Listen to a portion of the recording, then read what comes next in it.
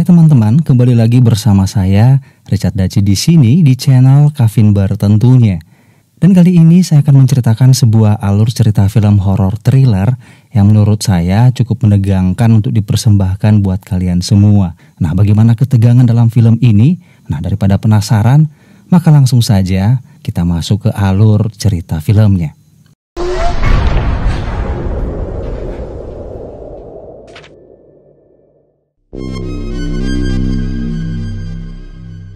Di awal film kita diperlihatkan pada seorang pria tua yang tengah mengayuh sepedanya secara perlahan menyusuri jalan setapak. Pria tua ini adalah seorang tukang pos yang sedang mengantarkan selembar surat ke alamat tujuan. Setibanya ia di rumah yang dituju, ia kemudian mengetuk pintu. Namun sayangnya tak ada yang merespon ketukan dari tukang pos tersebut. Samar-samar ia mendengar suara erangan yang berada di sebuah gudang basement bawah tanah. Karena penasaran, tukang pos tersebut mendekati pintu ruang bawah tanah itu. Kemudian dia mencoba memanggil-manggil yang berada di dalam sana. Namun tiba-tiba inilah yang terjadi.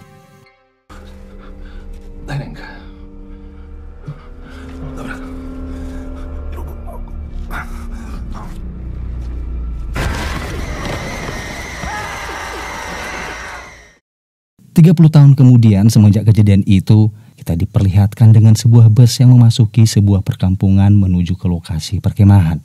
Di dalam bus tersebut ditumpangi rombongan para remaja yang dikirim oleh orang tua mereka untuk mengikuti sebuah terapi, yaitu terapi pada kecanduan gadget dan internet, di mana mereka semua yang berada dalam bus tersebut adalah para remaja yang hanya menghabiskan waktu mereka bermain game dan berselancar dalam dunia internet. Setibanya mereka di lokasi perkemahan, gadget atau ponsel mereka disita oleh ketua panitia, karena tentu saja selama terapi mereka diharuskan fokus pada kegiatan ini. Akhirnya dengan berat hati satu persatu mereka berbaris menyerahkan barang favorit mereka tersebut. Malam harinya mereka semua berkumpul ditemani dengan api unggun yang menyala membara. Di waktu yang bersamaan di sebuah rumah tak jauh dari perkemahan tersebut, terlihat seorang wanita tua tengah membuka sebuah pintu bawah tanah yang tertutup rapat dengan gembok rantai baja. Setelah pintu itu terbuka, ia kemudian menarik seekor bangkai babi hutan untuk dimasukkan ke dalam ruang bawah tanah tersebut. Namun tanpa ia sadari, ia terperosok ke dalam sana dan pingsan tak sadarkan diri. Tak lama setelah wanita tua itu terjatuh, sesosok makhluk mengerikan muncul dari kegelapan ruang bawah tanah tersebut. Sosok itu menarik bangkai babi itu. Kemudian setelah itu, ia membantai wanita tua tersebut hingga membuat si wanita tua tewas mengenaskan saat itu juga.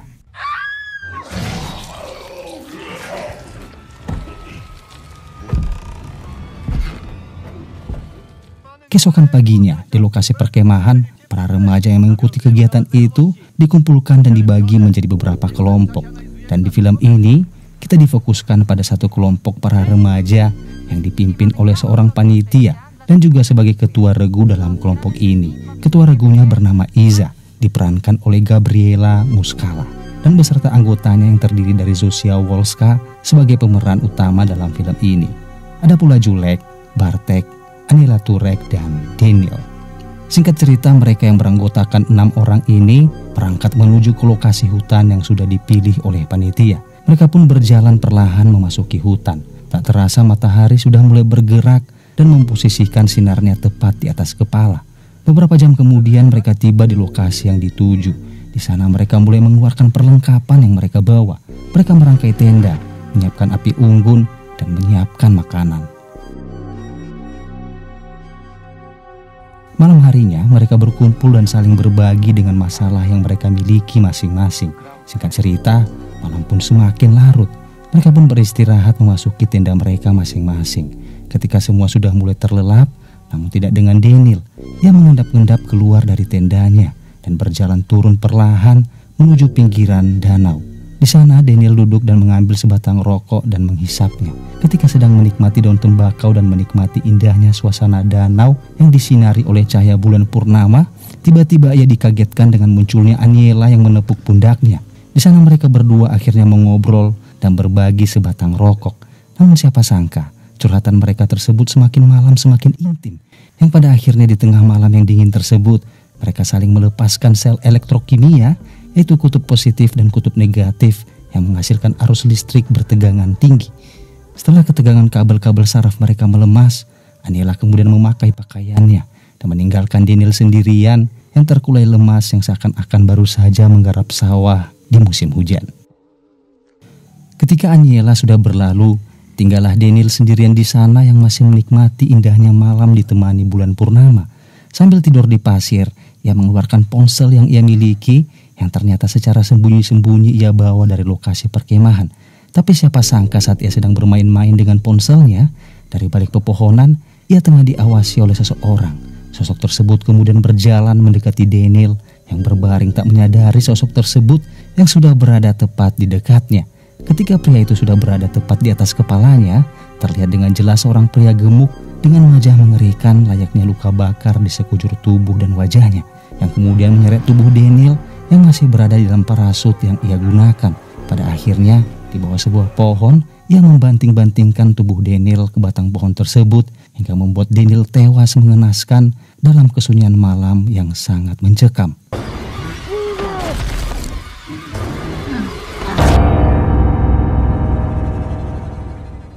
Keesokan paginya, mereka tak melihat Daniel. Iza bertanya kepada mereka semua siapa yang terakhir melihat Daniel, namun tak seorang pun yang menjawab. Akhirnya, Aniela pun jujur. Ia mengatakan tadi malam ia sempat mengobrol dengan Daniel di pinggiran danau dan itu terakhir kalinya ia melihat Daniel.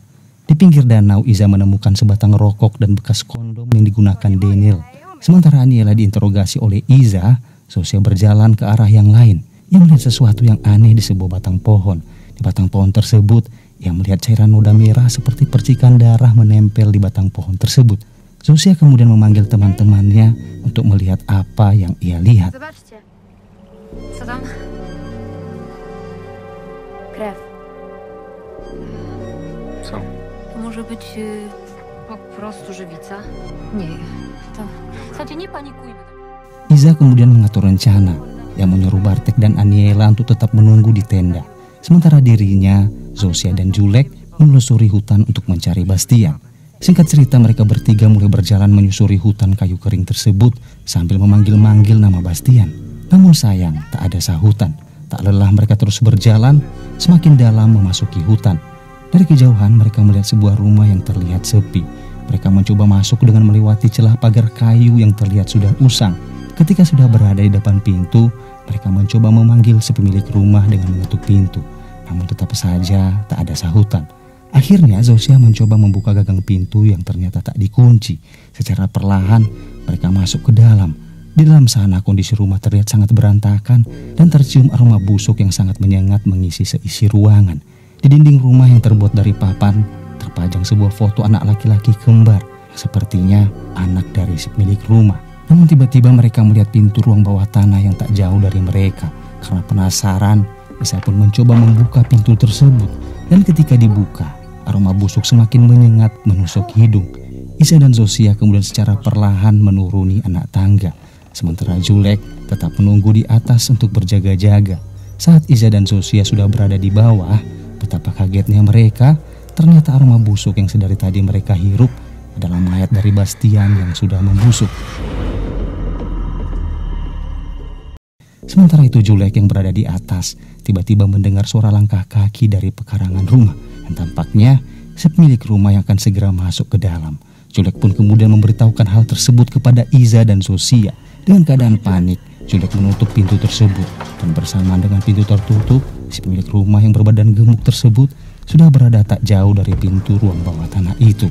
Dan sialnya, ia mengetahui bahwa rumahnya telah dimasuki oleh seseorang. Pria yang mengerikan tersebut kemudian membuka pintu yang membuat Iza, Zosia dan Julek terlihat panik. Kemudian Iza melihat sebuah jendela yang ditutup papan yang membuka paksa jendela tersebut dan kemudian menyuruh Zosia dan Julek keluar terlebih dahulu. Setelah Zosia dan Julek sudah berhasil keluar, Iza tiba-tiba mendengar ponsel Bastian yang berdering dari saku pakaiannya. Iza berencana ingin mengambil ponsel tersebut, tapi sayangnya si pria pemilik rumah sudah berada di bawah tangga dan kemudian inilah yang terjadi.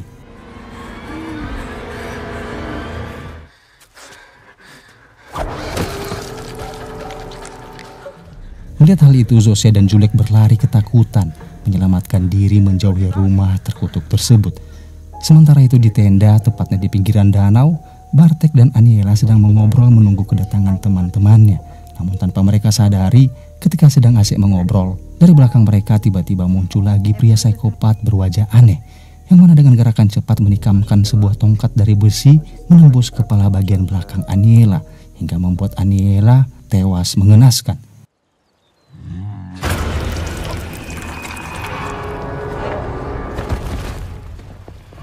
Saat itu juga Bartek yang masih tak menyangka dengan hal itu, seketika langsung berlari sekencang-kencangnya menyelamatkan diri masuk ke dalam hutan, berlari tak tentu arah.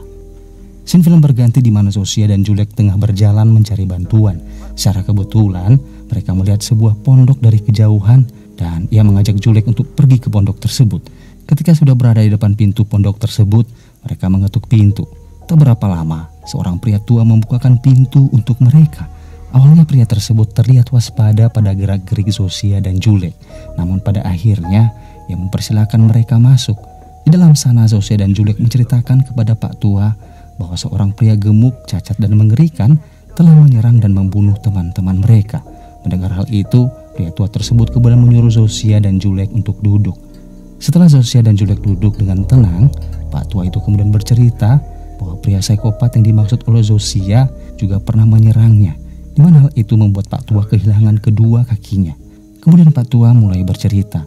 Dalam ceritanya membawa kita ke masa lalu, di mana dulu ada sebuah keluarga yang sangat miskin, yang terdiri dari seorang ibu sekaligus juga seorang janda yang memiliki kedua anak laki-laki kembar. Walaupun miskin, keluarga ini sangatlah berbahagia. Ia sangat sayang kepada kedua anak kembarnya. Namun kebahagiaan itu sirna, berubah menjadi sebuah malapetaka bagi keluarga tersebut. Di mana suatu ketika kedua anak kembarnya tersebut sedang bermain bola di halaman rumah. Tiba-tiba mereka melihat sebuah benda terjatuh dari angkasa dan meledak di langit.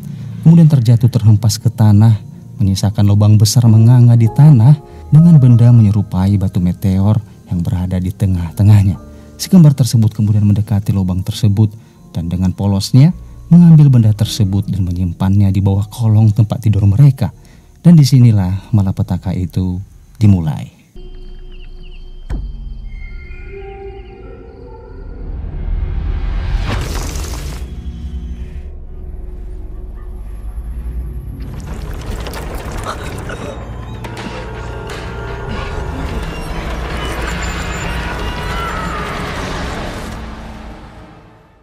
Keesokan harinya di pagi hari, sang ibu menemukan anak kembarnya tak berada dalam kamar. Ia malah menemukan noda darah segar di lantai papan rumahnya yang mengarah ke pintu bawah tanah. Ketika ia membuka pintu tersebut, betapa histerisnya sang ibu karena apa yang ia lihat dalam sana adalah putra kembarnya yang sedang melahap daging anjing kesayangan mereka sendiri, di mana kedua anaknya tersebut kini sudah bukan diri mereka lagi, melainkan layaknya makhluk mengerikan yang sangat menjijikkan.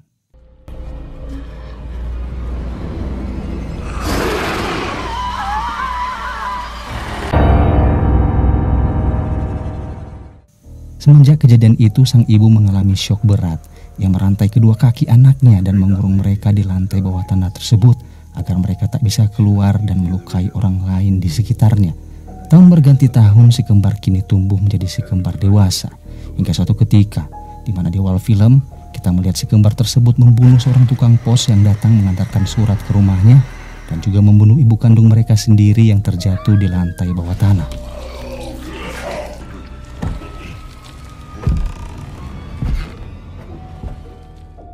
Setelah Pak Tua bercerita, Zosia meminta agar Pak Tua membantu mereka mencari bantuan.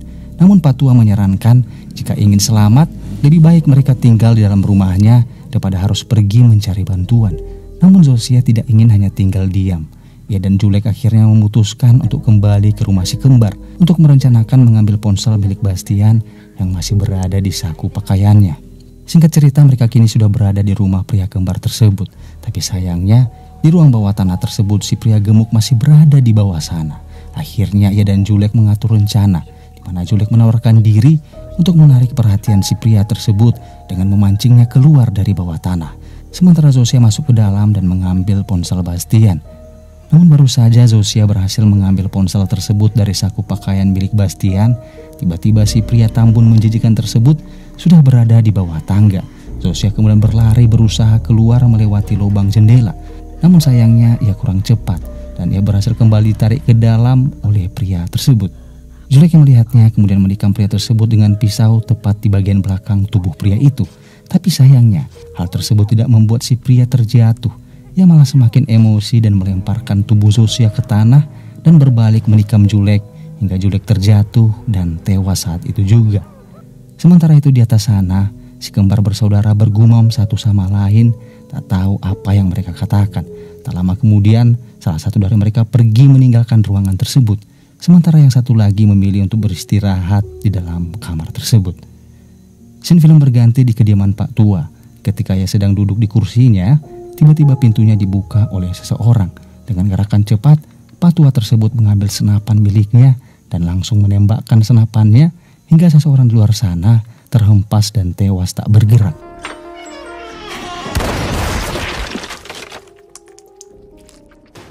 Ketika Pak Tua mendekati pintu, seseorang di balik pintu ternyata bukanlah salah satu dari pria kembar sesuai harapannya, melainkan itu adalah Bartek yang terkena tembakan si Pak Tua. Entah sudah berapa lama Zosia tertidur tak sadarkan diri di lantai bawah tanah tersebut.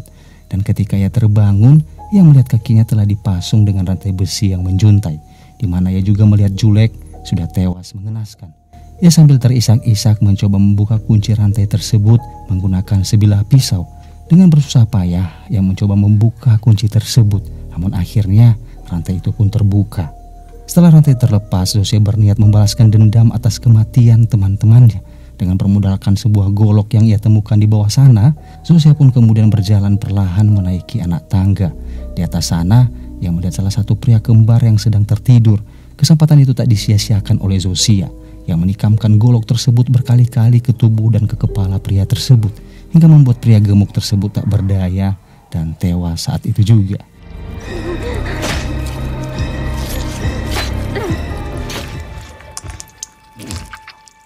Kemudian dia berlari keluar menyusuri hutan, berlari dan berlari hingga yang menemukan sebuah jalan utama. Dan secara kebetulan ada seorang polisi yang sedang berpatroli di sana. Polisi tersebut menenangkan Zosia dan menyuruhnya masuk ke dalam mobil untuk membawa Zosia ke kantor polisi terdekat. Ketika mobil berjalan, tiba-tiba mobil polisi tersebut menabrak sesuatu di tengah jalan. Polisi tersebut pun turun untuk mengeceknya. Sementara Zosia di belakang mobil terlihat sangat panik. Bagaimana tidak? Sesuatu yang ditabrak oleh Pak Polisi tersebut adalah saudara kembar dari pria gemuk yang masih berkeliaran di luar sana. Zosia mencoba memberitahukan Pak Polisi, namun sayang teriakannya dalam mobil tak begitu jelas didengar oleh Pak Polisi. Hingga inilah yang terjadi.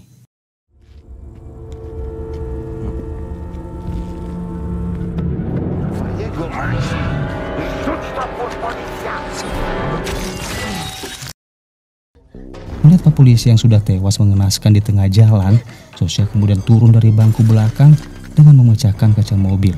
Lalu ia pindah secepatnya ke bangku setir dan mencoba menyalakan mesin. Namun ada sedikit hambatan di sana. Mesin mobil tersebut tak mau menyala, hingga pria tersebut kini sudah berada tepat di atas mobil. Untung saja mobil tersebut segera menyala dan Zosia memajukan mobil tersebut hingga pria mengerikan itu terhempas di tengah jalan tepat di belakangnya. Setelah pria tersebut tewas di tengah jalan, Zosia pun segera meninggalkan lokasi tersebut mencari perlindungan. Malam harinya masih di lokasi kejadian, terlihat dua orang pria berjalan menyusuri jalan tersebut. Kedua pria itu terlihat mabuk berat dengan berjalan sempoyongan memegang botol minuman. Dari kejauhan mereka melihat seekor babi hutan tertidur di tengah jalan. Tapi sayangnya itu bukan babi hutan. Suatu kekuatan dari cahaya kegelapan kembali membangkitkan pria tersebut bersama dengan saudara kembarnya yang juga bangkit kembali untuk membantai siapapun yang mencoba masuk ke hutan tersebut. Segitu saja teman-teman pembahasan film kita kali ini. Terima kasih buat kalian yang sudah menonton video ini sampai selesai. Dan terima kasih juga buat kalian yang terus menanti-nanti video dari channel Kavinbert. Sampai ketemu di alur cerita film selanjutnya. Saya pamit dan bye.